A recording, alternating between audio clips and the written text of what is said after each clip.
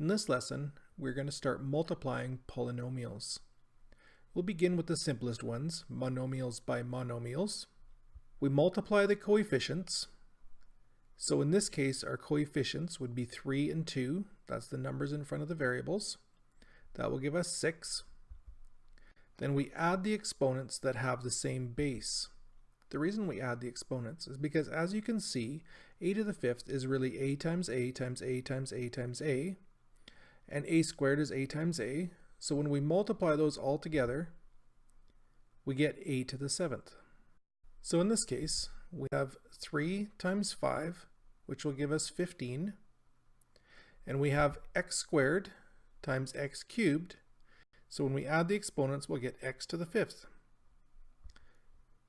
Here our coefficients are 6 and 4, so 6 times 4 is 24.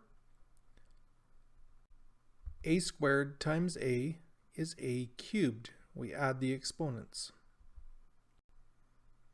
Here our coefficients are 8 and 2, so we multiply those to give 16. Then we have b cubed times b to the seventh, which gives us b to the 10. And lastly, we have our c. Next, we have monomials by binomials. So the key here is to make sure that everything in the binomial is multiplied by the monomial. So again, we multiply the coefficients, we add the exponents that have the same base. So to start with, we take our monomial and multiply it by our first term in the binomial. So 2 times 4 and a times b gives us 8ab. Then we do the same for the second term. So we have 2 times 2 is 4, a times a is a squared, and then we have b.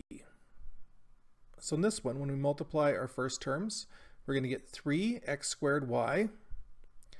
Then when we multiply our second term by the monomial, we'll get negative 12xy cubed.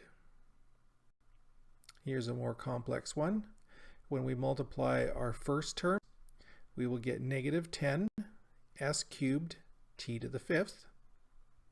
We multiply our second term, we will get negative 5s to the 4 t to the 4.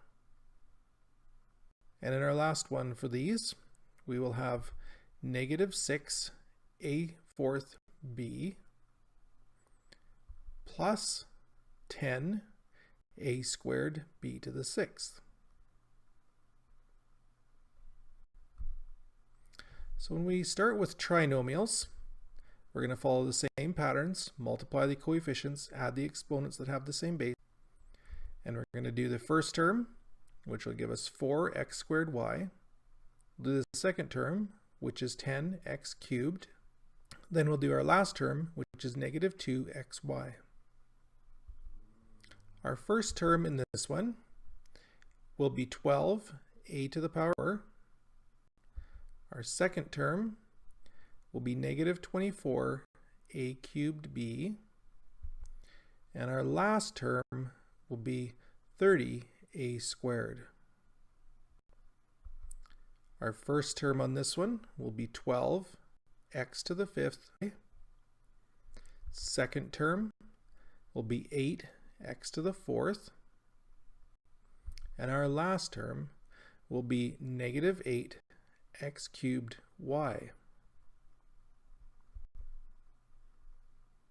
And our last example of these, the first term, negative 3x squared y squared, positive 30x squared,